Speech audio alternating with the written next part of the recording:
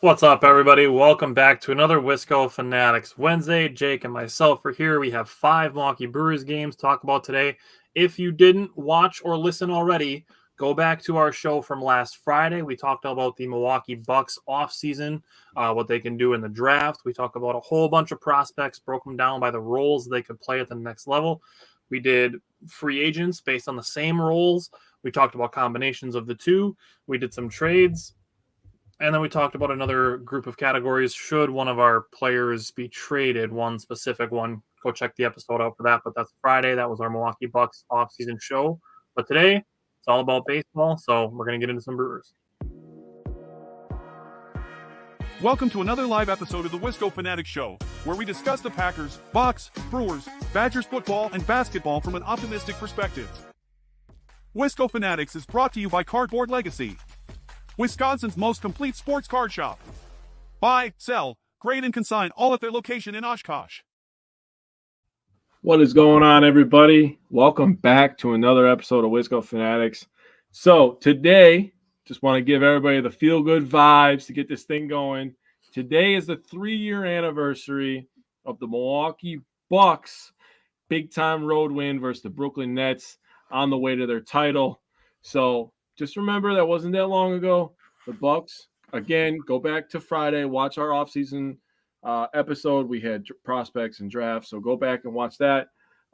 Today's also my daughter's birthday, so I'm on cloud 9 right now, thinking about the Bucks, thinking about my daughter. I can't believe she's 3 years old. Life is just moving way too fast. I want to slow it down so I can appreciate these days more. But today, on this episode, we are going to be talking about the Brewers taking on the Reds in the weekend series at home. And then they go out to L.A. They took on the Angels. First 2 games of that series. The last game is tonight. It's going to be after the show, so we will recap that one next Wednesday live on the show. So we'll have 1 game from the Angels, some games from the Padres series, and then, 3 games from the Padres series, and on and on. That will be next week. So if you're wondering why we only have 2 games, it's because it happens after the show. But as we get started here, we're going to start with power pairs. We always do, right, buddy? Yep, as always.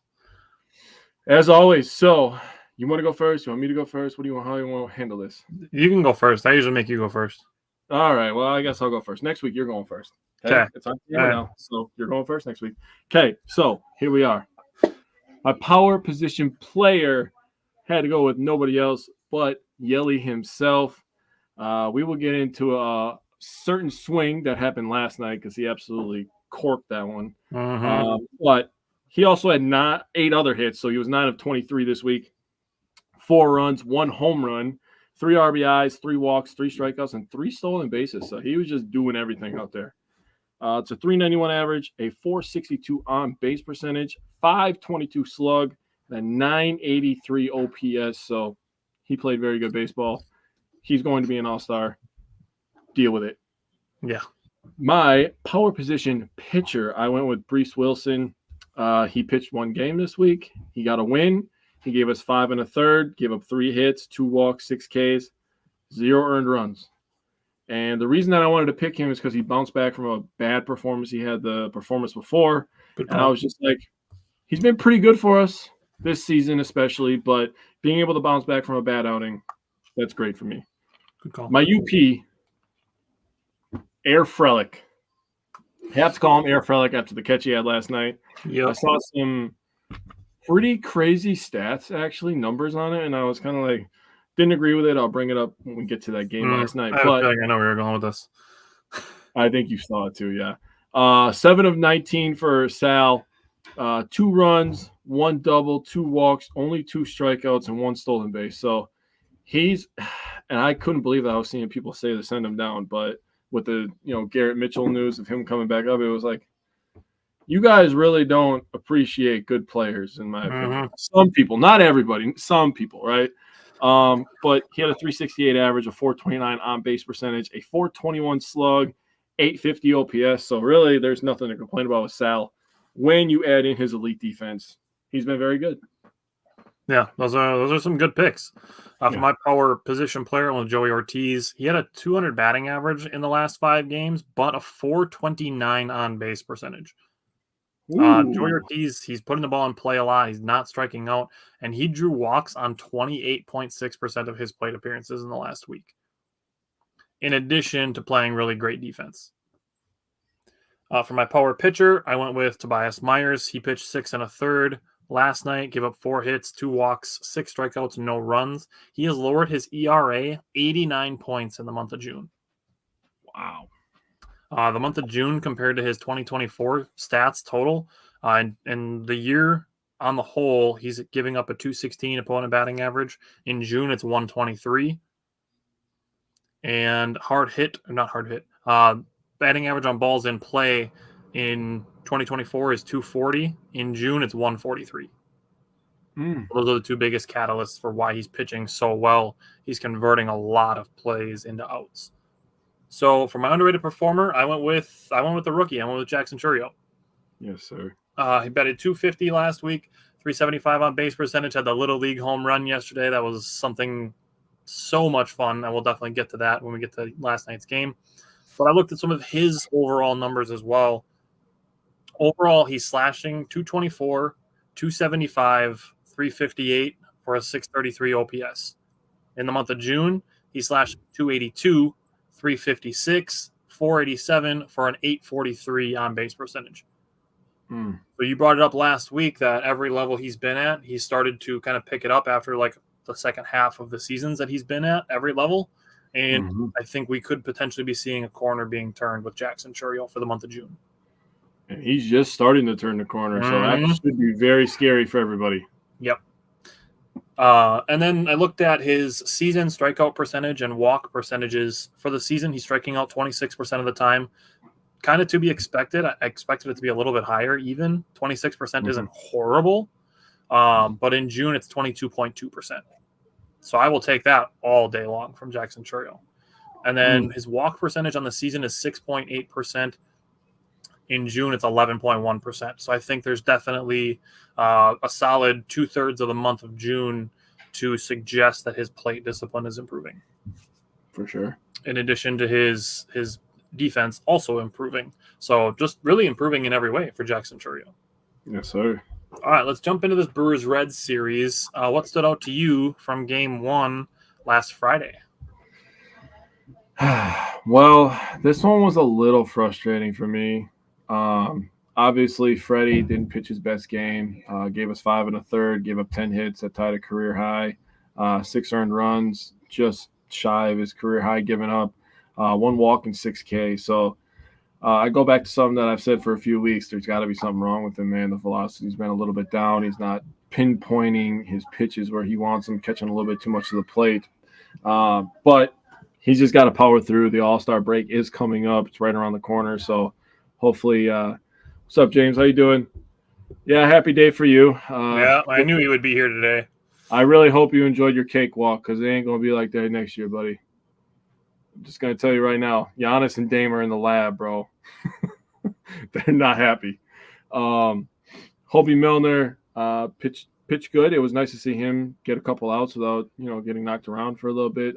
Only 2/3 of an inning, but Hernandez as well pitched very well in his 3 innings. Contreras hit a home run to center field. He absolutely unloaded on that one, 417 I would need to interject right there on you because hearing Jim Paschke call that home run, that made my heart happy. Bro, the Brewers, and we're going to get to a game in a second here. The Brewers had an amazing weekend. It really was. They had a crazy weekend. But Adames in the 5th inning here, grounded into a fielder's choice. Contreras ended up scoring. Score was 2-5. Bottom of the 6th, Perkins scored on an error. And that was kind of a trend for this one because the Reds had a lot of errors. They had 5 errors in this game. Terang safe at second on an error, so 2 errors right there. 3 of them by Ella De La Cruz, by the way. Bottom of the 9th, Ortiz walked and Yelly scored. And then Chourio hit a single to right. Adames scored. And Bowers was thrown out at home. And I'm going to stop right there. Because we're going to have a discussion. As soon as you're done, I'm going to let you do your thing. And then we'll talk about how the game ended. We'll have a little dialogue about that. Dude, please don't. I do not want to hear from a single spoiled Boston fan. I saw a thing about, Oh, it's been almost 2,000 days since our last ring. I don't want to hear it. I really don't. Okay. All right. So we're gonna hold on to the end of the game thing. Yep. Honestly, outside of what I said about Jim Paschke, just hearing all the different guys in the booth that have been with Bill Schrader over the years is cool. Yeah. Matt Vasgersian is always a name. Like hearing his voice, I'm just like, oh, it's baseball. So I enjoyed hearing Matt Vasgersian in the booth. But the other thing before we get to the ending of the game is I want to talk about Eliseo Hernandez. Okay. And we've had this conversation before. I believe it was Thiago Vieira was the last time I brought this up. Is just because the Brewers didn't have a comeback and win the game does not mean that Eliseo Hernandez did not do something meaningful, valuable, or good. Agreed. So he was very beneficial. Firstly, for keeping the Reds at 6 runs, gave the Brewers a chance to come back. Just because they didn't doesn't mean he didn't give them a chance to do so. Agreed. So that's one. Second, his pitching 3 innings, even in a loss, helps saves the bullpen. And as we get into Saturday's game, we're going to see the benefits of that. Reggie, welcome back. So I wanted to give Eliseo Hernandez credit for pitching in this game and for pitching well and keeping the Reds at 6 and not letting them tack on any insurance. Okay, let's talk about Saturday. Or no, wait. Sorry, I almost skipped past the end of this game. So Blake Perkins ends the game with a popped out bunt. It is what it is, honestly. So before that happens, that was Jake Bauers thrown out at home plate, and Pat Murphy was asked about Jake Bauers versus Oliver Dunn. He just said he was basically looking for more of a veteran base running. Kind of basically is the way it sounded. He was choosing like base running prowess over speed, which I don't know for a fact how much faster Oliver Dunn is than Jake Bauers. But if it's not something that's super like glaringly massive, then I'm fine with it. I gotta say, if he's taking that mindset, then clearly it's not that big of a difference for them to be like, yeah, Oliver Dunn definitely has to be out there. You know what I'm saying? I mean, it's not like we're talking like Churio versus Gary Sanchez. Okay, wow. He almost caught him last night. I know. I had to tweet about that. But I'm going to say as far as the send to try to tie the game, you send him every single time. I agree. Every single time. Especially in a game, and this is where I stand on this, and this is why I wanted to have this discussion, especially in a game where the Reds were sloppy defensively. 5 errors, you send them, and you know what? Maybe they mess up again. We tie the game. We steal one. You never know. They didn't. They made a good throw. They threw him out. It is what it is. No, and you still had a chance to tie the game after that even. Yeah. With a guy on third base. Yep. Now, Blake Perkins knew there was a man at third base. He knew it was Joey Ortiz, who's he's in the top half of fast guys. Yeah. He's not Yelich, Churio, Turang fast, but he's fast. Yeah. So Blake Perkins, essentially, I watched him talk about it for like 2.5 full minutes, but what it boils down to essentially with Blake Perkins is that he was trying to catch the Reds off guard. Yep. I agree with his explanation of it. It just, in the moment, it sucked, right? Right. I agree. It's one of those things where like you look at the season as a whole, and at the end of the season, if you can go like, hey, yeah, there was one of those games where Blake Perkins, he laid down a bunt to tie a game and he caught the Reds off guard. And another one of those things too, where if you're just putting the ball in play, that's what he brought up too, was his batting average. He'd been kind of going through a slump a little bit, and he was able to use his defense to kind of help him out of it. But putting a bunt down is generally a higher percentage play, and Blake Perkins is fast. Blake Perkins is one of the fastest guys on the team. So the chance that he legs out a bunt single are pretty decent, especially on a day, like you said, when the Reds are playing sloppy defense. So yes, like you said, it sucks in the moment, but overall, I understand the logic behind the game. Good. Okay. Let's talk about Saturday. Faux shizzle, my nizzle. I wrote it down. I was like, you better start. When Tyler asked you better start it like that, my man. So Jared Koenig on the mound. And I want to say something that we have been talking about, and now it's getting backed up by a professional baseball player. Yeah. He gave us credit pretty much word for word. He didn't mention us, obviously. Yeah. He wasn't like, Wisco Fanatic said that. Not yet, at least. Not yet. I live I'm for not the gonna day say that something ever, like that happens. but not yet. But he said basically our frame of mind, talking about how he likes it. He doesn't have to face people 3 times. I mean, he just basically walked through everything that we have said about Jared Koenig starting games and, facing a couple of lefties. He gets through that. I mean, it's a beautiful, beautiful play. It's a chess play. While everybody else playing checkers, this is a chess play. Okay. Mhm. Now, after that, obviously, I had Wilson as my power pitcher, and I think that he was great. Held the Reds down. They only got 1 earned run, and that was on McGill. So, I mean, anytime you can keep an offense, and I want to preface this because the Reds coming into this series were playing very good baseball. Mhm. Their record was not above 500, but they have been playing very good baseball for a few weeks now. So, to hold an offense down to 1 run after they've been playing very good, they have one of the most electric players in baseball. Elly De La Mhm. Cruz is absolutely in the top 5 of that list, in my opinion. Power, Probably speed, top- size. Probably top 1. If we're talking He's- electric players, he's Yeah, probably number 1. I didn't want to just come on and say that, but yeah, I mean, he's leading baseball in steals. He basically is the steals for the Reds. Right. He can hit a home run 450 feet at any moment. Right. I mean, the moment he had against Washington last year was gangster, dude. They wanted to check his bat, and then they checked his bat, and he had a home run. He looked at the manager. I'm like, come on, that's gangster. Makes baseball fun. So in this one, RBIs for this one, Joey Ortiz, 3 of them off a homer to left center, and it was a beautiful swing. Churio, Yelly, Perkins all had stolen bases. Home run number 6 for Ortiz, and Snoop Dogg in the booth, man. I mean, does it get any more entertaining than that? I purposely rewatch him talking on National Geographic on purpose because he's on so planet good. Earth, dude. That's totally what I thought of too. He's Every so good time at I it. see the video of the lizard trying to escape the snakes, I watch it every single time. He said, is that one of them mongooses? He said, oh, they're backing them up. They're backing the mongoose they're up. jumping him. They're jumping him. He's so good. Man. And he's dropping F-bombs. He's like, man, that's fucked up.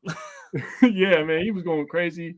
He was talking about Yelich getting a steal. He said, go eat, 22. 22 eating out there. That's my nephew. I mean, he was going crazy. Awesome. I absolutely loved it. That was highly entertaining. And I saw somebody suggest a bobblehead. If they made a Snoop Dogg bobblehead, I'm there. I am there. That'd be awesome. You mentioned Koenig, using Koenig as the opener. I like it that he does it once in a while. Mhm. He did it twice during the Boston series. He's done it a couple other times since then. But the bottom line on doing it is as long as it's working. Exactly. And that's exactly what happened in this game. So we're looking in the top of the first inning. The guys who are looking to get out are TJ Friedel and Elly De La Cruz. Yeah. And Koenig did that, and he was out. Yeah. That's it. That's all you're using him for. Exactly. Especially with Koenig, who's been a guy who hasn't been asked to go multiple innings in a good while. He's been pretty much a 1-inning reliever, and he's been a really good one. Just using him in the first inning is still a leverage play. You're talking a tie game when everything's out on the table. That's still leverage. So it worked. Keep doing it as long as you think it's beneficial to the team, especially if the bullpen is rested, which is why I wanted to bring up Eliseo Hernandez in the first game, because having a rested bullpen allows you to do things like this. Yes, it does. So that stuff does carry over. So the Brewers got 2 base runners in the first inning, didn't score any runs off of a Yelich single and a Willy Adames walk, but they did force the Red starter to throw 29 pitches. Love that. Yeah, that's important. It was a little more important on Sunday, but we'll get there.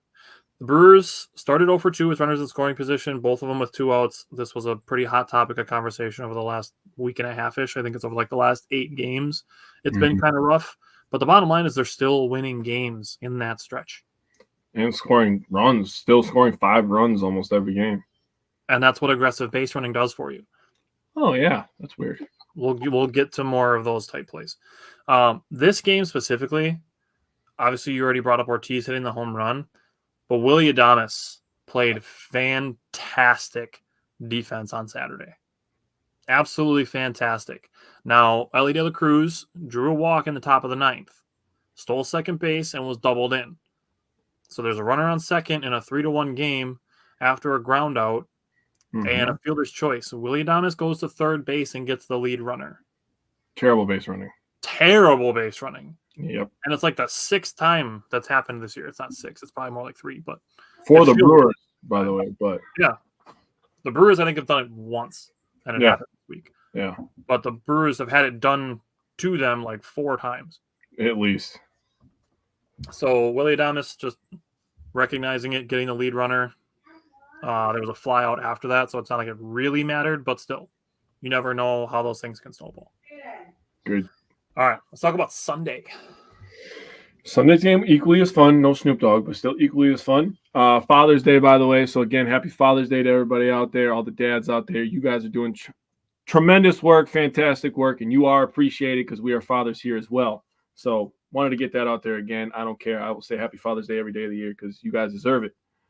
So on Sunday, Colin Ray pitches 6 innings, 2 earned runs, a walk, and 6 Ks, and gives up 4 hits. But I mean, what more can we ask from this guy? He's been a workhorse for us.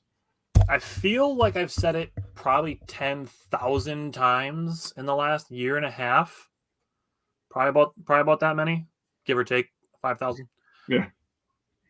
Every single time Colin Ray pitches, you have a chance to win. Absolutely. Absolutely. And you know you'll have a chance to win if Colin Ray is your starting pitcher. He gave us a chance on Sunday, and they did. They came away with a W. So we picked this one up in the bottom of the 5th. Trio grounds out to Ellie De La Cruz, and Ortiz ends up scoring. That was a situation where the Reds were trading it out for a run. It is what it is. We'll take them, right? Get to the bottom of the 6th. Adames is at the plate. And if there has been anybody as clutch as Willie Adames for the Brewers this year, I would love to see them because he has the clutch gene. Hits a homer to center, 421 feet. Contreras and Yelly score. Brewers go up 4-3. They never look back. 12th homer of the year for Adames. He's up to 51 RBIs now after that home run. He had 3 on Sunday. In the bottom of the 7th, Snoop Dogg's nephew hits a squeeze bunt single to first, and Terang is up scoring to give the Brewers an insurance run, which they needed because the Reds ended up scratching another run off of them, but they were up 5-3 at that point. But absolutely perfect bunt by Yelly. Nobody expected it. You know, in that situation, I wouldn't have expected it either. You're coming up there, you're like, okay, this is Yelly. This is a former MVP. It's a big-time spot. Brewers are up by 1, but they need a hit, right? Like, hey, Yelly's going to try to spray one down the line or something or hit a gap, and then he hits a bunt on you. And you want to talk about mentally screwing somebody? Let's rope this into James' question because James said he brought it up. He saw that an article said the art of bunting was brought back in a game this weekend. Honestly, it could have been this game when Christian Yelich pulled a squeeze. He said fans booed the bunts, and our thoughts. I am not a fan of bunting because I don't believe in a game where even if you are one of the greatest players, that being successful 30% of the time means that you're great. You're failing 70% of the time is greatness, that you're going to be sacrificing outs on purpose. So that I am 1,000% against. A guy like Christian Yelich bunting for hits, when Sal Frelick bunts for hits, Perkins, guys that have speed, when guys for speed are bunting because they're trying to get hits, that's a little different. Now, we have this question as far as bunting goes because it happened in the first game of this series that Blake Perkins tried to lay down a bunt and he popped it up for an out with a runner on third base. But Christian Yelich does it and is successful. And I say, Blake Perkins trying to lay a bunt down, I understand why he was trying to do it, even though I'm not a fan of bunting.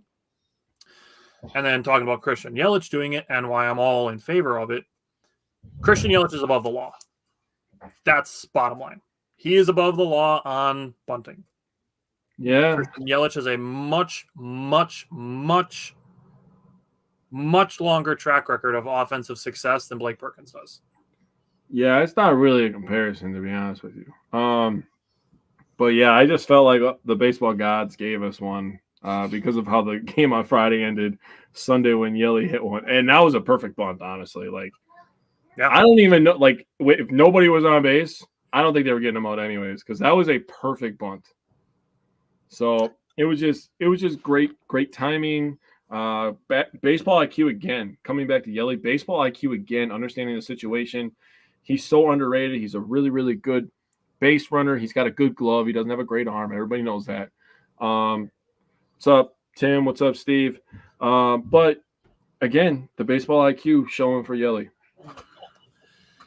James said, I've always seen sports as athletic chess games. You have to know when to play strategy, even when it doesn't look good. And baseball is such a long season.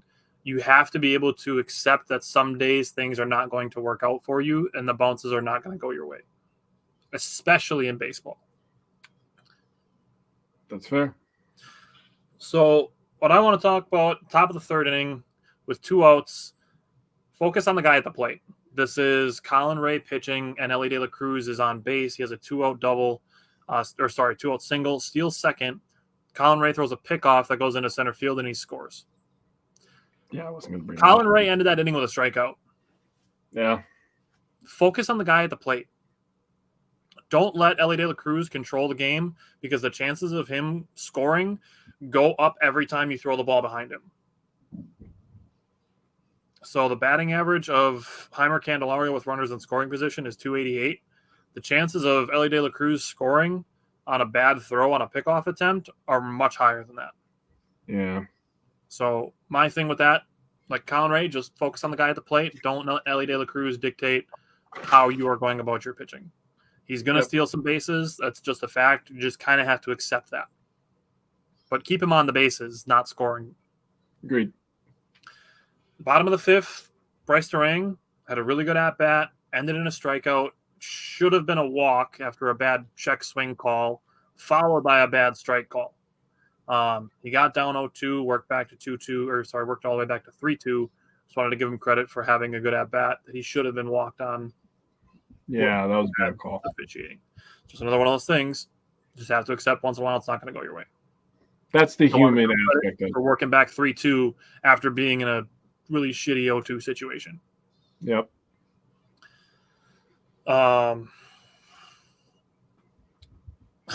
James, that's funny. Bottom of the sixth, you skipped straight to Willy Adames, and I want to go back to one at-bat before that because Christian Yelich had a great at-bat before that. So William Contreras led off the inning with a single, and then Christian Yelich got into a 9-pitch at-bat that he drew a walk on. Saw some really good pitches, fouled off some really good pitches. One that he barreled, but he just barely missed the left field foul pole, so he almost hit a home run. And then the at-bat ended in a walk on the 9th pitch. And that at-bat is what caused the starter to be pulled from the game. And the first pitch that got thrown by a relief pitcher in this game, Willy Adames put into the seats. I will say, if there's anything about this Brewers offense, they absolutely abuse bullpen pitching. They abuse bullpen pitching, man. And that's where once in a while, like we had this conversation. Connor, if you're watching, we've had this conversation a lot during our watch parties for Patreon. Why guys are taking some pitches, especially when it looks like they're strikes, or, if their guys are just looking for their pitch versus, just taking the ones that are given to you, which they do plenty of that too.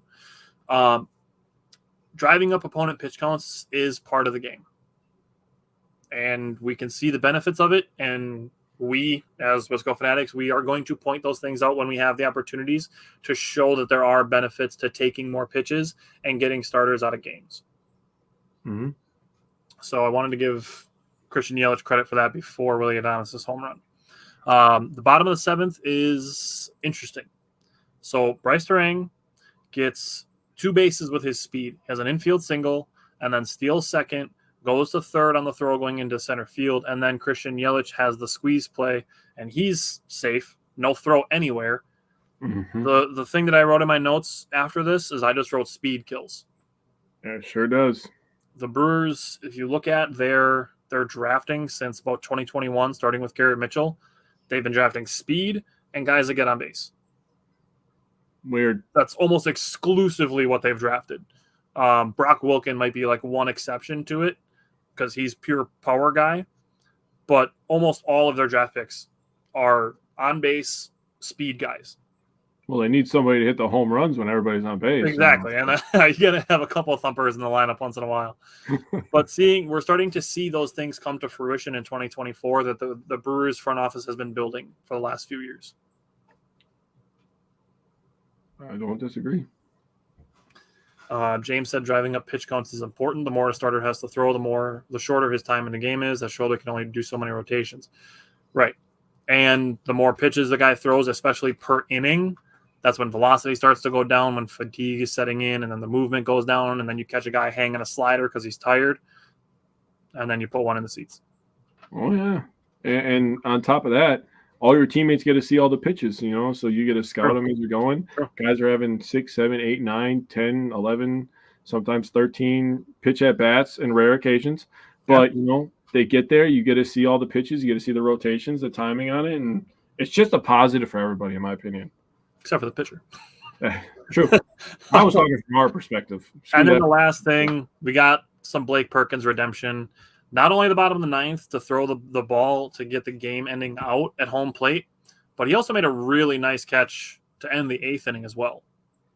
It doesn't look like a difficult catch because Blake Perkins makes it look easy, but for Blake Perkins to run the ball down to end the eighth inning and throw a guy out to end the ninth inning, got plenty of Blake Perkins redemption. I was talking to you. I was telling you, bro. I was like, hell yeah. I was like, dude, he made that play look easy, but I'm telling you. And we talked about it when Sal's made mistakes and Weimer last year, and Churio this year, right? Yep. I mean, those hits that are coming right at you, it's like a high fastball in the fielding aspect. When that pitch is coming right at you, those are the toughest ones to judge. And he's just so good at fielding, man, that he just makes it look easy, man. Yeah. And that's something that I got to have a little dialogue for a sec.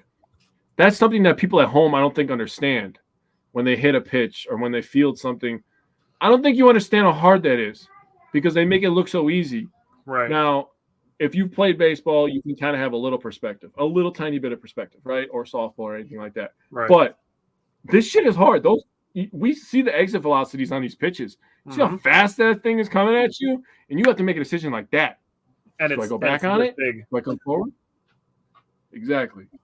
Exactly. That's what I'm saying, man. So right. I would be interested to see if Major League Baseball, I don't know if the Brewers will be able to do this because they have the batter's eye in center field, but to have angles kind of like how they have behind the pitcher's mound, but to have that behind the outfielders so you can see what it's like to try to judge an outfield ball. James said he knows how hard it is. That's why he stopped playing baseball. Hey. It's hard. And they said it on the broadcast, the hardest ones to judge are the ones that are hit directly at you. Yeah. Because you can't tell if they're going to fall in front of you, go over your head, or if you need to stay where you are. It's the hardest ones to judge are the ones that are directly at you. Yeah. So good on Blake Perkins for getting some defensive redemption. Yes, sir. All right. Let's talk about Monday's game against the Angels. We both picked the Brewers to lose this game traveling to the West Coast. We did. So kind of kudos to us, but not kudos to us. So I have something. Happens. But this is a tweet from Baseball Reference. Baseball history has been made. Yes. First time in our database, there's been a pitcher-catcher combo wearing the numbers 00 and 99. You're welcome for that. The Brewers always got everybody's back to make history. Love that. So just random, but it's awesome. Rodriguez, he's young. I'm just going to say he's young. I'm not going to say anything bad. He's putting in work. He's putting in innings. We've had this discussion 100 times, and we will have it 100,000 more times if we have to. We've had it literally this year. Seriously. Give him time. He's figuring things out. Those are major leaguers over there, okay? Mm-hmm. Some of them 5 years, 10 years. Those guys have seen all the pitches that you can see. Playoffs, big moments, bottom of the ninth, they've seen it all. So for young guys to come up, especially in a situation where he probably wasn't planned to come up this year. Let's call it what it is, right? Maybe at the end as a bullpen guy. He was a fringe guy. Yeah. But probably not planning to come up, being forced into a situation that's tough for him. But he's in the majors right now. He's figuring things out. He's learning. Just like Tobias Myers. Everybody was on him. Everybody was on him early. He gets sent back down. He comes back up. Oh, this guy might be pretty good, huh?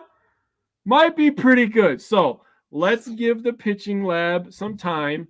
And if you want to talk about an area of the team that has earned respect and patience, it is absolutely the Brewers pitching lab.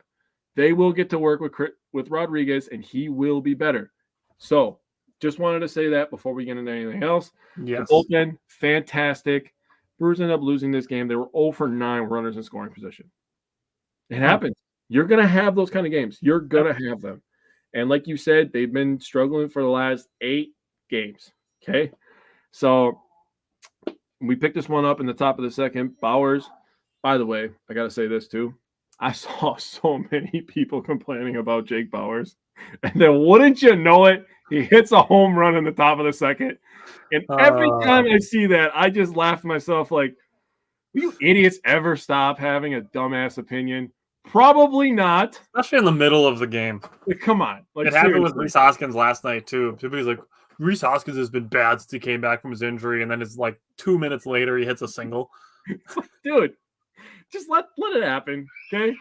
Again, if you fail 70% of the time, you're elite in this sport. Yeah. You're elite. So if you fail 75% of the time, you're a pretty good player. So Michael asked a question and Wes asked a question. Wes asked if there's any word on Devin Williams getting healthy.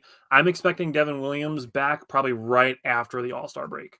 I would expect that too. He was on like the 60-day injured list at the end of spring training, and they were looking at like mid-July. So I'm gonna just assume with the Brewers being in first place and Trevor McGill doing well as a closer, that they'll just be cautious, and instead of being like, okay, we can try to bring him back for 2 games before the All-Star break, that they'll just be like, we're just going to get through the All-Star break and we'll have him back after.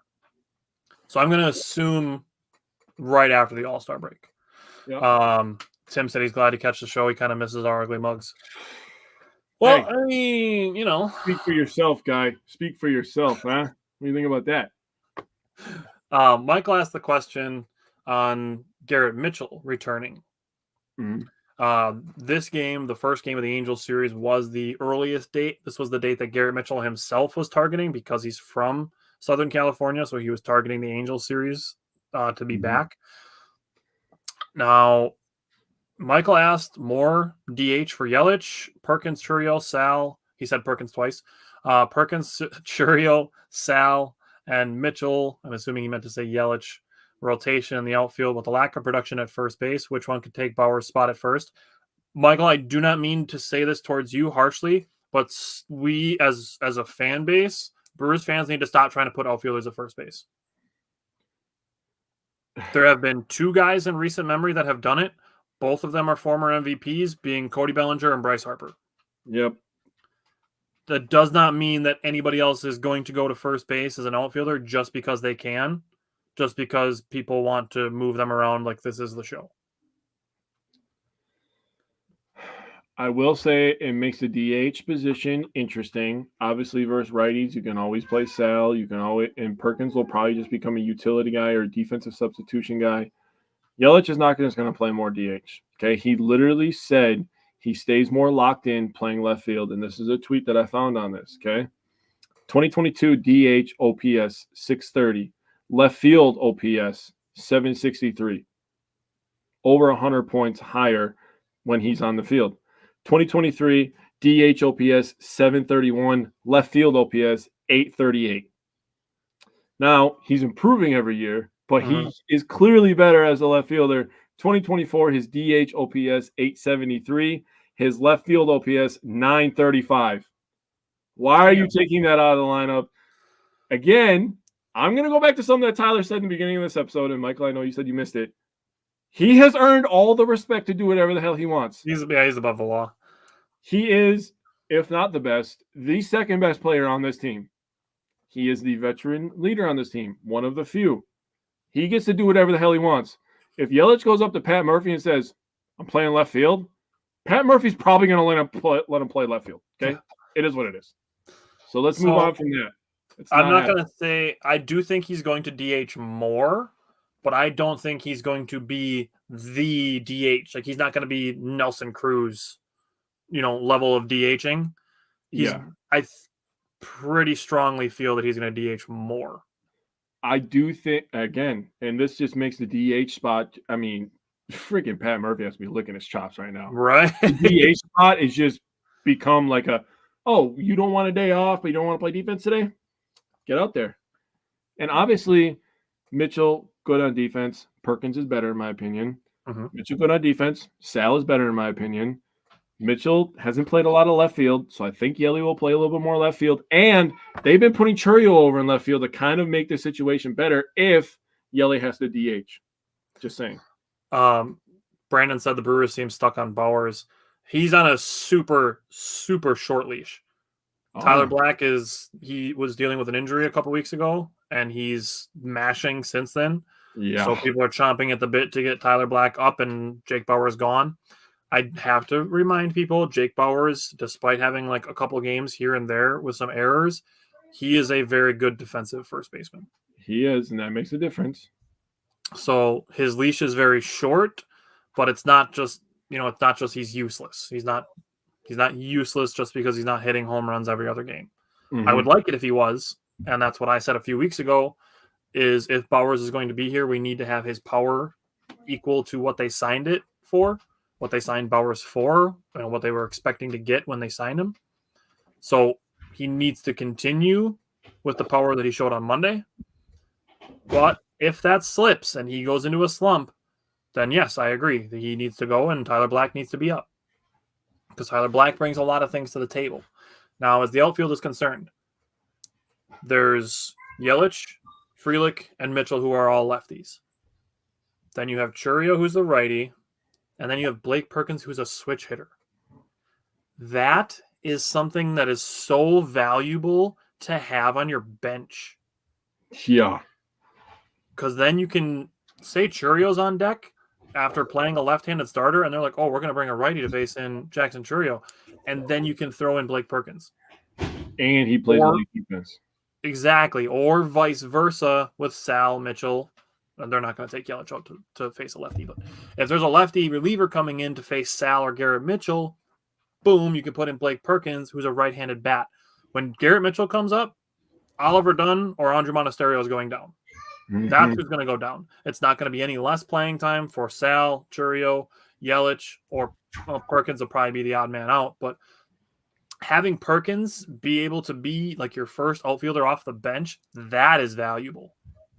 And we've seen it all year, right? We've seen it all year that Pat Murphy's not afraid to use his whole bench. He's not afraid to just throw a guy into a situation. So having a problem with too many outfielders, great problem to have for a guy like Pat Murphy, which we should be pretty used to his managing style at this point. He's aggressive. He's going to use you if you haven't been used. And if you play defense and you're fast, you're going to steal a goddamn base. Yep. Those are the three things I know for sure about the Brewers this year.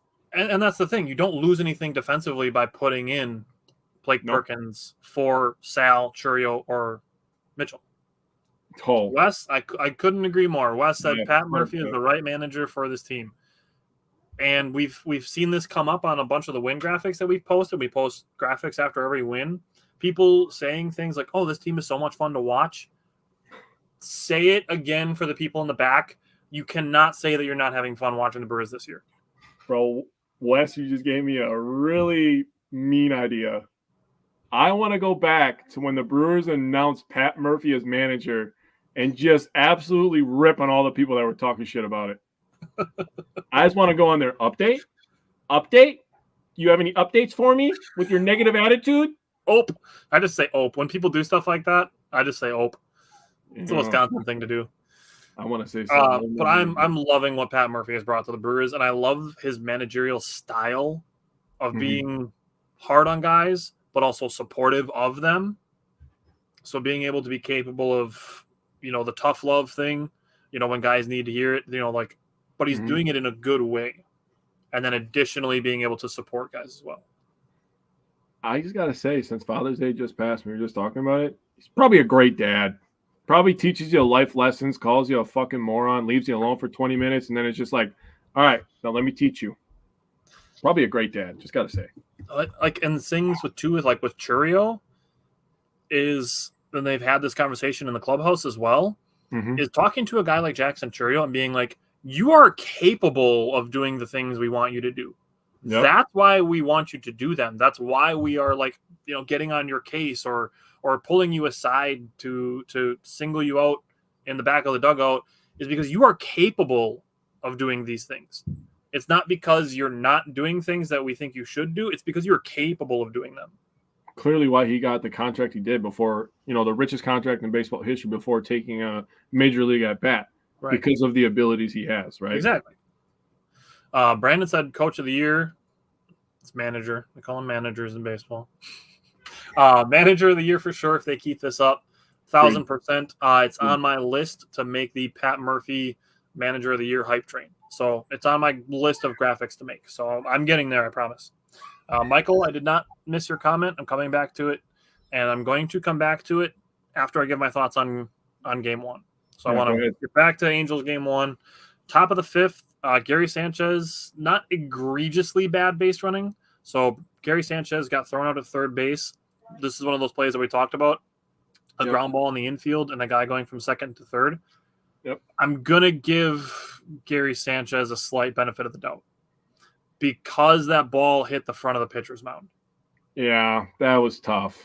A lot of times, I'm willing to bet that it's a majority of times that the ball that hits the front of the pitcher's mound on a line drive either bounces into the outfield or bounces so high that by the time it comes down, that the outfielder doesn't have a play to make. Mm-hmm. And that just wasn't the case with this one. Mm-hmm. It was a bounce that just didn't get through or get high enough to be safe. But I'm confident to say that more often than not, that ball is going to end up as a hit. Good. And then Blake Perkins being picked off right after that. That was a great pickoff move. I can't even lie. That was fantastic. That was so good. Sweet. It was insanely fast. Yeah. All the credit goes to Plesac on that one. That was nuts. I'm really proud you brought this up because I put in here to talk about base running with you, so I wanted your thoughts on that. But yeah, I agree. The ball hitting the mound is just like, that's one of those things you're just like, God damn. And then getting picked up at first, it happens. Happens to everybody. Yeah. And you know what? I just said it. If you're fast and you're on base, you're going to try to steal a goddamn base. Yep. And that's exactly what they were going to do with Blake Perkins. Just so happens that it didn't work in our favor this time. But game respects game. That was, like I said, that's why I started with talking about the pitcher first. Yeah, that was a crazy quick move. They got him. It is what textbook. Like you can't pick a guy off any better than that. No, that was exactly. Okay, I get the Bryce Strang hit a home run after that. It would have tied the game if both guys were still on base. That's just one of those what-if scenarios where we're in the fifth inning. Things can happen after that. Yep. Then we get to the top of the seventh, second and third with nobody out. Obviously, you want balls in play. Gary Sanchez, the 3 pitches that he swung at, they were all reasonable pitches. Blake Perkins swung at 2 really bad splitters, and Bryce Strang, the first 2 pitches that he swung at were good. He fouled one off, and then it was a painted strike thrown by Luis Garcia. But then the third strike he swung at was a splitter in the dirt, so he had 1 bad pitch that he swung at in that at bat. Yep. So I went to look at Luis Garcia's pitches. So he throws a splitter as his put-away pitch 28.6% of the time. He uses a sweeper as his put-away pitch 35.7% of the time. So that, to me, was a possible explanation for why Turang, Sanchez, and Perkins all struck out. I'm not using it as an excuse, but I'm just saying if guys are going up there looking for sweepers and they're getting splitters, there's a 6-mile-an-hour speed difference, 8.5 vertical difference. That's 8 more inches of break, and a 5-inch horizontal difference in break. So those 2 pitches are very different pitches. If you're going up there with 2 strikes, expecting him to throw a sweeper, and then he throws a splitter, that's just tough. That's what that guy's there to do. Yep. It sucks as the team that it's happening to, but again, if we're going to respect our opponents, we got to respect them for doing things well, because their job is to come in and get you out. Yep. So I respect Luis Garcia. He did a really good job. It just sucks that it happened against us. Yeah. Hobie Milner did get back on track. And to wrap this game up, I want to talk about Carlos Rodriguez. I'm so glad that you brought up Tobias Myers because he is the perfect example, and he is the example that I used when I wanted to talk about Carlos Rodriguez. He's young. He's got a lot to learn. Give him some time. Give him some patience. he actually got 9 swing and misses. That is the most in this game out of any pitcher. So his sinker command was a little erratic. Same with his cutter. He just needs some more time and experience with Chris Hook. We talked about this with Tobias Myers, I think 3 weeks ago, where we said, yes, he's probably up a little bit earlier than we would have wanted him to, or than the Brewers would have wanted him to. But that means that he gets to spend more time with Chris Hook, which is only a good thing for a young pitcher. Agreed. So Brandon said he feels like Carlos has had bad luck. I'm gonna look up his fielding independent pitching to see if it agrees with that. But we can get to, as I look this up, we can get to Michael's question / comment. Carlos Rodriguez, his fielding independent pitching is essentially his ERA when you take out defense. I thought that's weird. I thought Baseball Reference had that. Apparently they don't.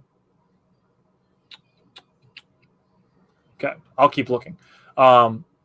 Michael said, I'm tired of the Adames speculation. Trade or not, we are not trading him. His leadership and defense is needed by this team. Sign him to extension 3 or 4 years, please. He's not going anywhere. If they give him an extension, it's probably only going to be 3 years. I think 4 years. Yeah, at 4 years at the cap that he's looking at is going to be too much for the Brewers to withstand. So they would probably bite the bullet for 3 years, give it a shot, with the young talent and the pitching coming up, probably give it 3 years. Then at that point, they will probably have somebody ready in minors for shortstop anyways. So I think 3 years is what I would expect. He is not going anywhere. He has been clutch. You forgot to put the word clutch in there. Leadership, absolutely. He's been there. Defense, we've always known that he had the defense even when he first came over. Clutch is the thing that he has this year. The home runs, the base hits, the doubles, all of it. He's been big time this year with the bat in his hands. He's actually got a pretty good average this year. He's swinging at trash pitches less. He's been robbed of some home runs. So he could really be up. He could have 15 home runs this year at this point. Would be a very good pace. He'd be on pace for 30, 35-ish. Yeah, 33-ish. Yeah. So, I mean, he's still, if he gets on fire and he hits a bunch of home runs, he can still hit 33. That would be easily absolutely amazing. But he's not going anywhere, in my opinion. Nope. Brandon, I should have just gone to Fangraphs straight away. I should have just known that was where I was going to go to find this. So Carlos Rodriguez's ERA in his 2 games is 6.48. His fielding independent pitching is 4.11. So there is some validity to saying that he's been unlucky. Yeah. Okay. That's fair. Okay. My thoughts on Willy Adames, and we talked about this already. I'm just going to say this one more time. I don't want to take Joey Ortiz away from third base. I agree. That's the thing that we're dealing with here. Is if Willy Adames were to be traded or does not resign, that Joey Ortiz becomes your everyday shortstop, which I'm totally fine with. But I want Joey Ortiz to stay at third base because he's playing fantastic third base. Yeah, he is. He's third in National League and All-Star voting right now. And he should be second. He should be second. Absolutely. He should be second. So again, vote Brewers and vote Joey Ortiz, okay? It takes you literally 10 seconds. And Michael, this could kind of tie into what you were saying before about the outfielders. I think it's possible that if we get into some blowout situations in either direction, some of these games, that we could see a little bit of Sal Frelick at third base when Garrett Mitchell comes up. I think it's possible. I'm not expecting it to happen, but it's one of those things where, like I said, if we're in a game that's like 6-1, that maybe Sal Frelick gets a little bit of third base, but he's not going to be taking Joey Ortiz off the field. Great. I mean, maybe if we're pitching against or playing against a right-handed pitcher, you could maybe give him like half a day off to get one of the outfielders in there, but they're not going to be starting Sal Frelick at third base just for the sake of getting everybody in the lineup. Pat Murphy will use everybody. Absolute emergency third baseman. Right. Okay. Let's go to last night's game. What stood out to you from last night? Baby, I got a good one from Dominic Catronio, a tweet about Tobias Myers. So Tobias Myers last night, 6 1/3, 4 hits, 0 earned run, 2 walks, and 6 Ks. So he tweets, the last 3 Brewers starting pitchers that have a 3-start streak of 6+ innings and 1 or fewer runs. Brandon Woodruff, September 2022. Brandon Woodruff, September 2023. Tobias Myers, June 2024. The bigger loss at pitching was Brandon Woodruff. Sorry I had to say it. Corbin Burns, very good pitcher. Not trying to disrespect him. He's having a very good year. He has a very good offense behind him. But Brandon Woodruff showed up in the end of the seasons for the Brewers the last couple of years when they really got on fire. Also, they're starting to get something with Tobias Myers. This guy, legit, at first I was like, okay, he could be a fringe 4-5 guy. Yep. I'm starting to actually think they might have something with this guy. He might turn into a 3. And you're starting to talk about something there because then you'd be in the playoff rotation kind of. You know what I'm saying? So okay, so we're talking about the maybe 3, 4, 5 part of the starting rotation. I would love to just, when we were talking about this, it's just popped into my head. I'm like, oh, he basically filled the Adrian Hauser role. And then I'm just like, do you remember in December when the Brewers traded Adrian Hauser and Tyrone Taylor for a minor league pitcher and people flipped out? And now we already have a better version of Adrian Hauser and an outfield logjam. Dude, we knew we were going to have an outfield logjam. I know that we knew that. People crying about Tyrone Taylor didn't know that, or apparently didn't care. Did he think he was good or something? But he had home runs once in a while. You were hitting at the Mendoza line. For everybody complaining about batting average, you hit at the Mendoza line. You had seven home runs. What are we talking about right now? So my point on that, to bring that trade up specifically, just let the GMs do their damn job, dude. Yeah, they're pretty good. Matt Arnold knows what he's doing. Yep. Not to say that Adrian Hauser hasn't been good, because he's been awful for the Mets. Okay. Michael asked the question. Okay. Let's finish last night's game, and then we're going to come back to Michael's question and to Brandon's comment, because I want to say something about that as well. Yeah, that's a good comment, Brandon. We'll get to that. So Myers pitched great. Didn't want to steal any thunder. I just thought that perspective was crazy to me. But we picked this one up in the top of the first where Yelly absolutely turns on a fastball. And that was one of those ones where he hits it, and they didn't even have to show the baseball because you knew it was gone instantly. That one's gone. That one is going into the seats. Just the way that it came off the bat, you're like, bye, baseball. Just the way that he turned on it was disgusting. It was just pulled it. Oh, yep, gone. That was a perfect swing. Just connected on it. So then we get to the top of the second. Frelick ends up scoring on a wild pitch. The Brewers are up 2-0.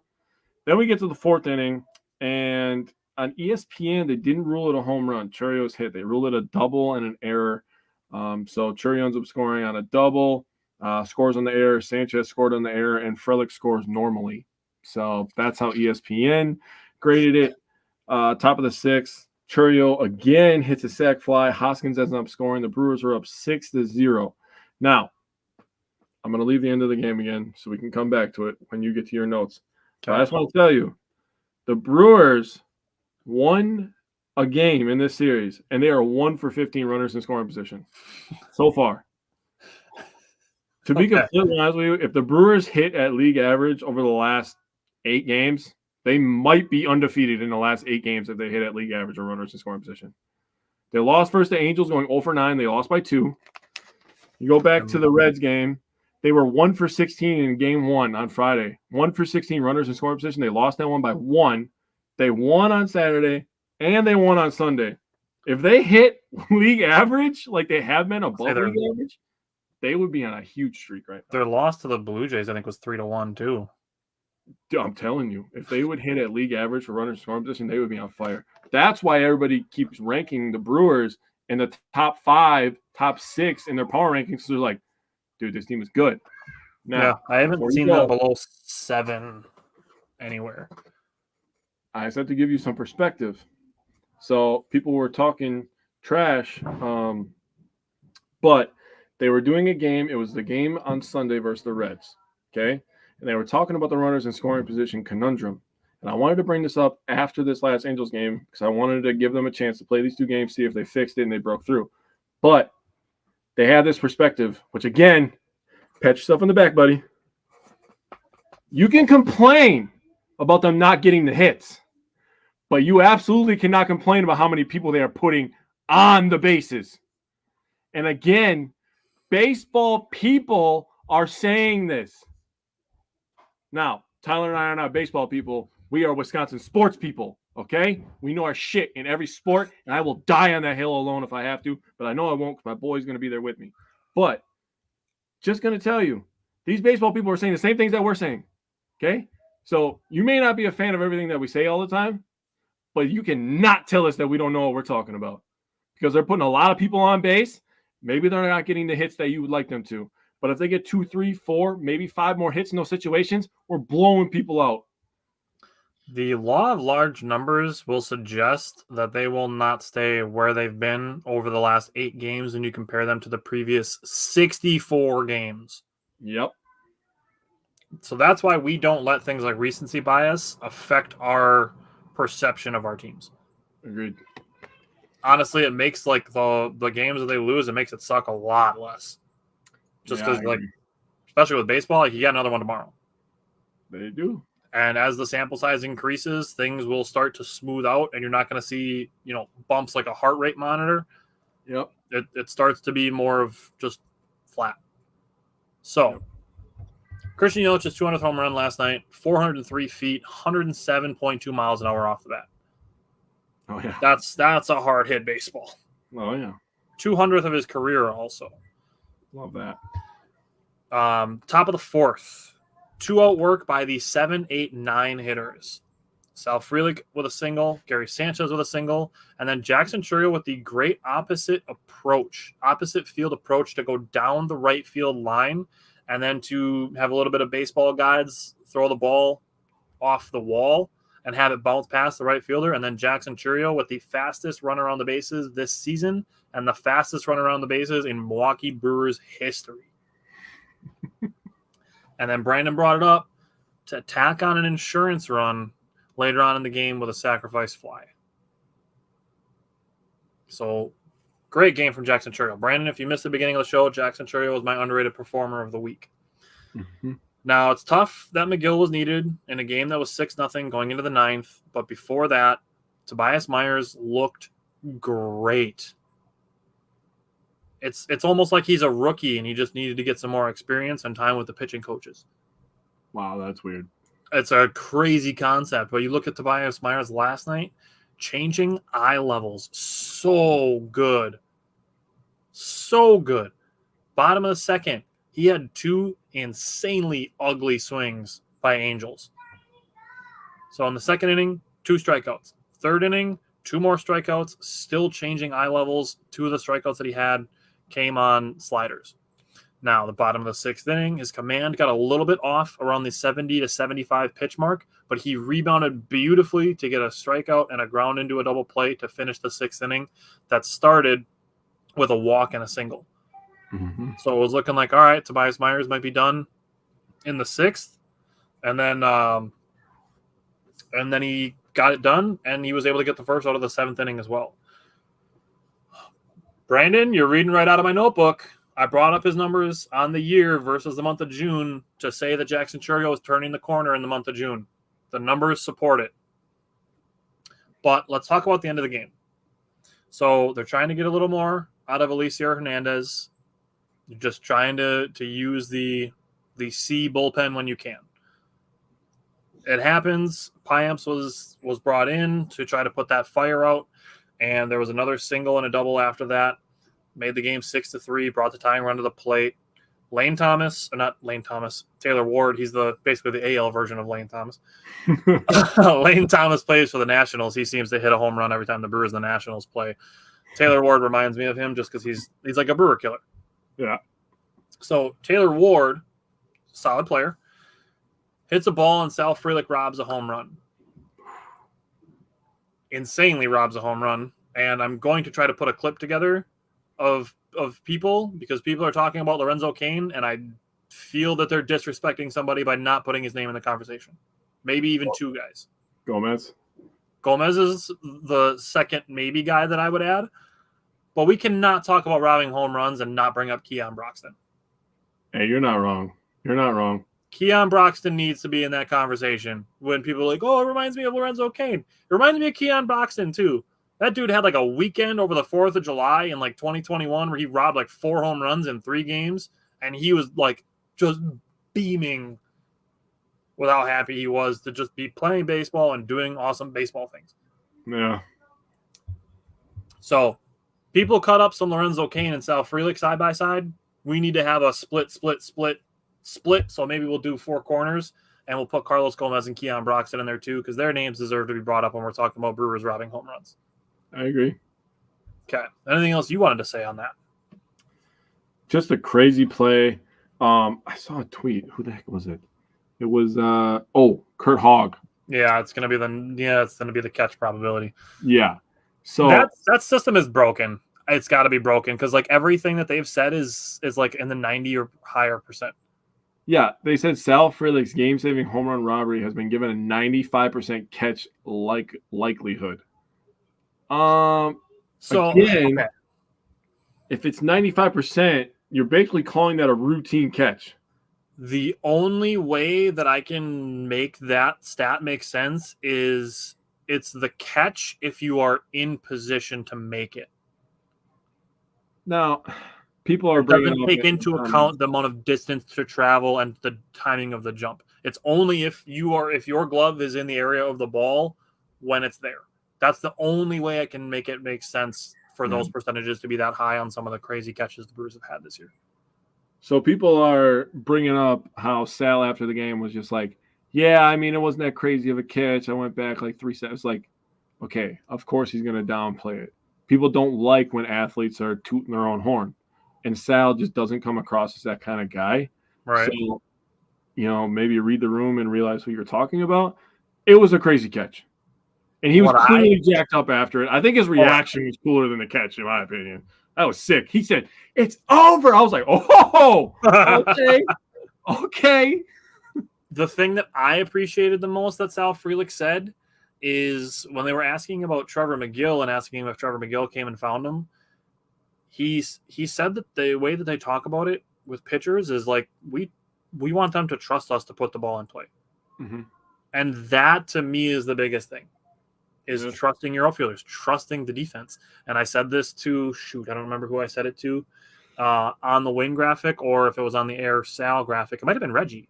To say that the Brewers defense has not taken a step back at all, it's just as good as it's always been. That's one of the things that the Brewers have prided themselves under Craig Counsell. That hasn't changed with Counsell gone, while the offense is also taking a step up.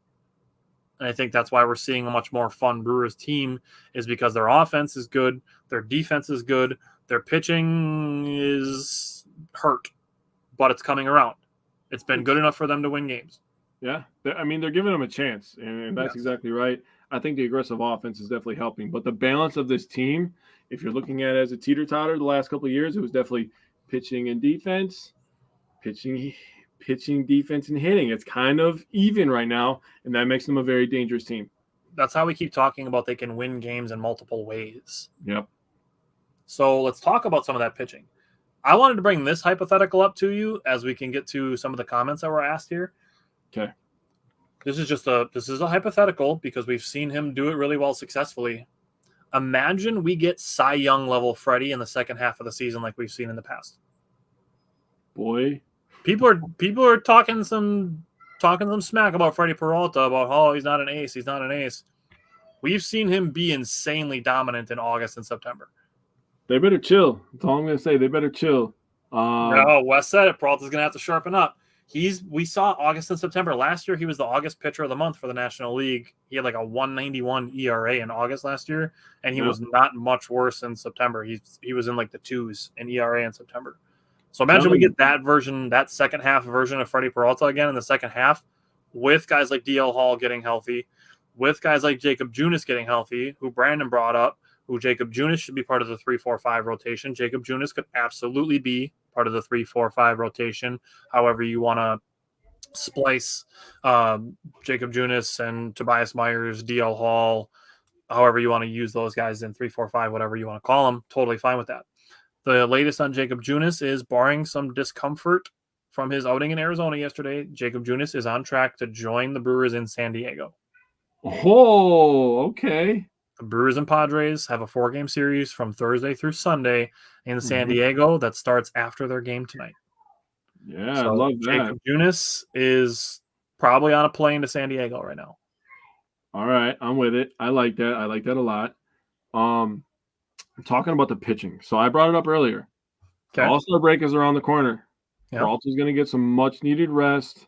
Rest that arm. Get some film study in. And it's going to be absolutely a new season for Peralta.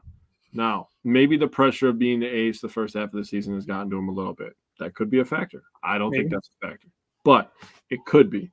Sure. But the All-Star break's right around the corner. We're going to get a better Peralta around the corner, in my opinion, after the All-Star break, after he has about a week off, rest his arm, come back out. If we get a Colin Ray to stay consistent as he has been, a Cy Young level Peralta, and Junis is looking good, we can continue to build up Myers, things could happen. I'm just saying, things could happen, and we become very dangerous. Brandon brought up another guy. He brought up Aaron Ashby. He pitched really well the one game that he came back up. Aaron Ashby could be a factor. He is interesting. Him and DL Hall, I believe, will be battling it out in the last month and a half of the season to kind of be the final guy.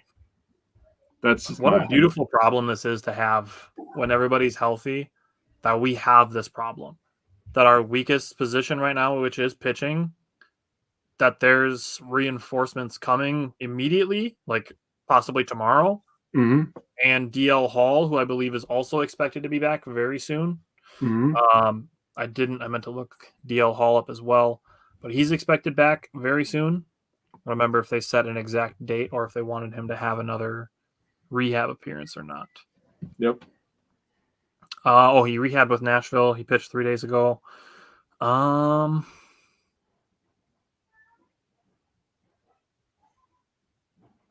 Yeah, I mean, probably another rehab appearance from DL Hall. So maybe in the next week, we'll hear more about him and when he could be back. Mm-hmm. So don't even forget, Joe Ross is also a potential option. I'm not going to be like, we need to wait for Joe Ross and not make a move because Joe Ross is going to come back because he does have a pretty lengthy injury history, but just potentially another arm that could be in the mix in the second half of the season. Now, I'm going to go to Michael's first question before I go to his second question. The biggest surprise of the year for us. He had no idea how good Ortiz was going to be. I thought DL Hall was the better player in the Burns trade. I thought Joey Ortiz was going to be how Bryce Terang was last year. That's what I was expecting when we got Ortiz. I'm like, okay, we're going to guys who's really good on defense and his bat needs work. I did not expect just got some exciting news.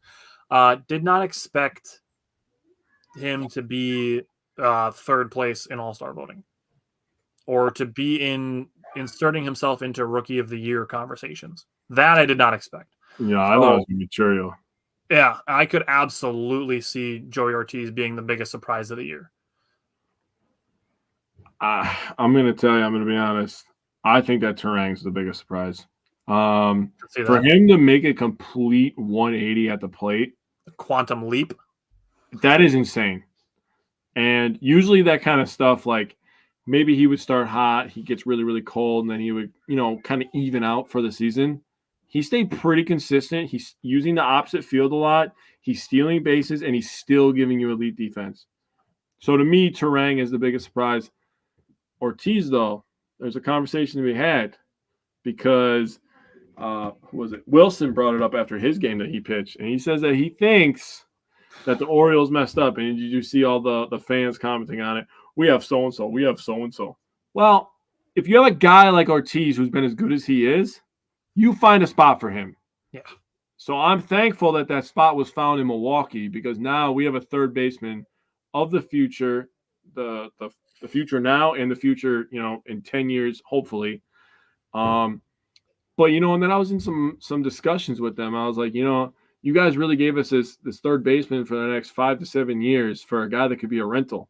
And they're all coming at me, oh, that the Orioles are under new ownership. They got deep pockets. I don't care. It is still Corbin's decision if he wants to stay there. Right. The guy could go to L.A. or New York. He can go anywhere he wants. And if you think that you're going to outbid the Dodgers or the Yankees, you got reality coming, and you ain't going to like when it smacks you. Yep. And the thing with baseball is, bottom line, you can never expect an owner to year after year after year after year after year spend more than the team makes. 100%. That's just unrealistic. You would not ask that of any businessman in any other arena to be like, hey, spend more than you make. So that's just not going to happen in baseball. Yeah. Now, so Wes said it was a great trade. Jake and I posed the question last week or the week before that does Joey Ortiz now make it worth the Burns trade for the rest of this year or for 100%. This year as a whole? And 100%. both of our answers was yes. To the point where anything that DL Hall gives us is going to be gravy. Yeah. Literally. And we talked with Vinny Rottino about DL Hall. Vinny Rottino is a former scout. He scouted DL Hall when he was in college. Mm-hmm. And Vinny Rottino has a lot of great things to say about DL Hall, which another guy like Tobias Myers, like Carlos Rodriguez, give him time at the pitching lab. DL Hall is also barely out of his rookie status. Seriously. So pitching lab, give it time. I'm glad you brought this up because I wanted to bring this up and I forgot about Vinny Rottino. He is really coming into his own as a color commentator, dude. He's getting pretty good. I enjoy listening to him. He rambles, but he knows his stuff. He definitely knows his stuff. So if you're a person that watches the games and you want to learn and enjoy, the Brewers' fun play style, Vinny's absolutely top notch. He's really coming into his own. So next time we talk to him, I'm going to have to give him credit. You want some breaking news? I love breaking news. Breaking news for everybody watching. Bradley Blaylock is present in the Brewers clubhouse. And Tyler Black also has a locker. Oh, shit. Well. Tyler Black is in L.A. Bowers is probably gone then. Or somebody's going to the injured list. Yeah. But I love that Black is back up with the team. You were talking earlier, the stuff that he brings to the team, speed, good contact, and if he gets better, love that. Wes is excited. Jesus, man. My God. And if he improves on defense at all, I mean, fantastic. That's a win for us. Brandon said DL has nasty stuff. If he doesn't make it as a starter, bullpen could be his calling. Absolutely. And I'm willing to give him the rest of the season to try him as a starter to see if he can be a starter. Mm-hmm. And if not, then you can take him the Josh Hader route.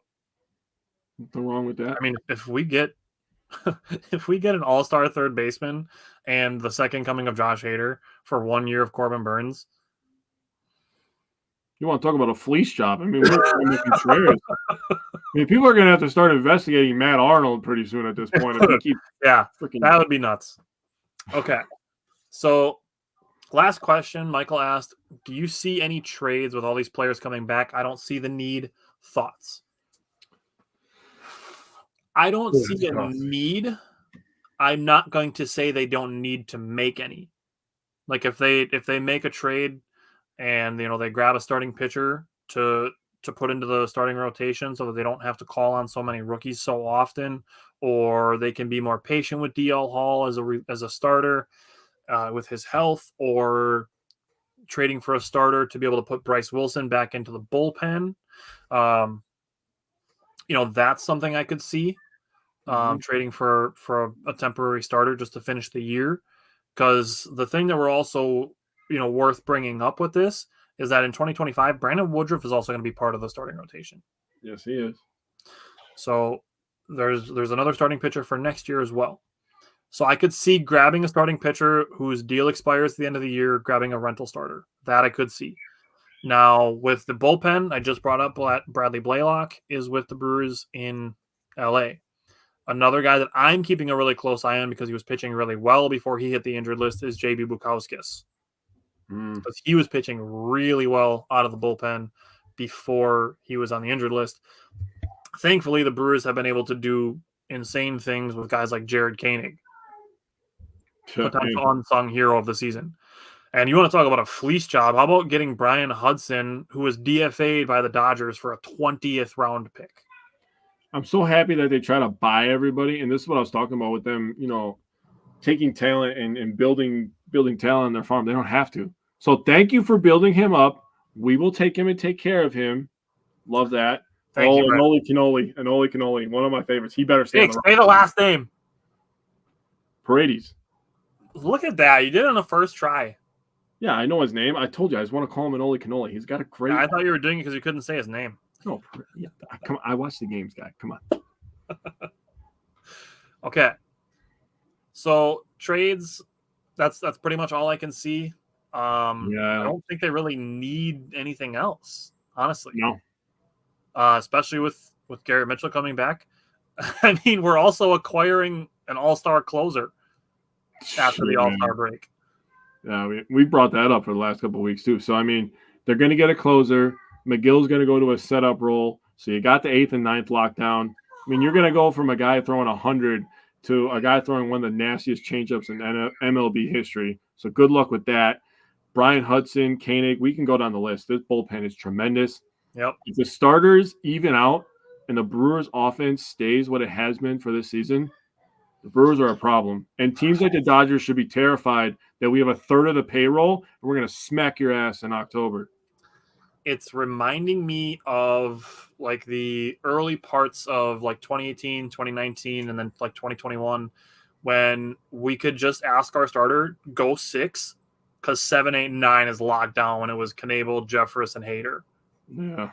And then it was we had Peguero, Payamps, and Williams, and we had Williams and Hader. Like that's where I believe that we are getting to with, say, Hudson, McGill, and Williams. Oh, yeah. And then you're going lefty, hard throwing righty, and then good luck. So, I mean, honestly, this team in August and September is going to be a lot of fun. They're going to be a lot of fun, man. Yeah, very excited for it.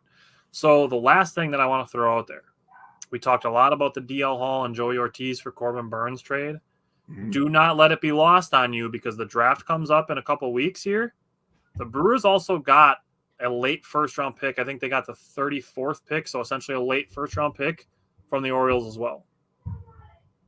So the Brewers got a draft pick in that deal also. West said just got to stay locked in. The way they talk about the Brewers these days with how young they are outside of a couple guys, all of them being using the word hungry, I don't think they have to worry about staying locked in. I think they're going to be locked in. I think they're kind of feeding off of the fact that people underestimated them so much in the preseason. I'm not worried about staying locked in. I'm loving it. I'll tell you right now, we are going to throw a party on this show, and we're going to mark the date when the Brewers pass the projected win total because it's going to be in August. It's going to be in August when they're going to pass the projected win total, and we are going to have a party. Just a little mini party. I hope everybody comes. And Wes, you said it. I'm going to go to your stay locked in. You said it. They have the perfect manager for this season for that situation. True. Pat Murphy knows how to manage the ups and downs. He's been in baseball too long. He knows how to manage the ups and downs of a season, the dog days of summer, as I love to say, one of my favorite sayings in sports. He knows how to manage that. So the Brewers will be just fine. They're going to stay locked in. Michael said he had to look up where we got Tobias Myers after his outing last night. Do you know what his career path was like? I don't remember, no. He was drafted by the Orioles. Yep. DFA'd. He signed with the Rays. DFA'd. Was traded to the White Sox, similar to how we got Brian Hudson. He was DFA'd, but then traded to us. He was DFA'd, traded to the White Sox, DFA'd, and then the Brewers signed him. 3 different organizations passed on Tobias Myers, and now the Brewers have turned him into gold. Jesus. That is what the Brewers pitching lab does, and that's why I made, after his last outing, the Breaking Bad, he can't keep getting away with this, the video of that, because that is what the Brewers are doing. They have turned a guy who 3 teams said no to in the last 3 years into a guy who's done things that only him and Brandon Woodruff have done in Brewers history. In recent history. I will tell you, if the Brewers win a ring in the next 2 years, we're going to be building lots of statues around AmFam. Right. Lots of statues. Lots of guys deserve credit. They deserve to be in the Ring of Honor, if nothing else. But absolutely, man, they have all the credit and all the respect in the world to those guys in the pitching lab. Absolutely. Michael said Myers led the league in losses in 2021, went 1-15, just mind blowing. What if I told you that I don't believe that wins should be a tracked stat for pitchers? I don't think so either. Because here's the thing: what's possible is that this is not going to be a thing here.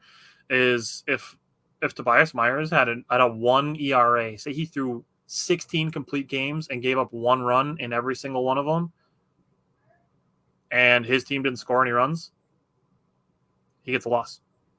Mm-hmm.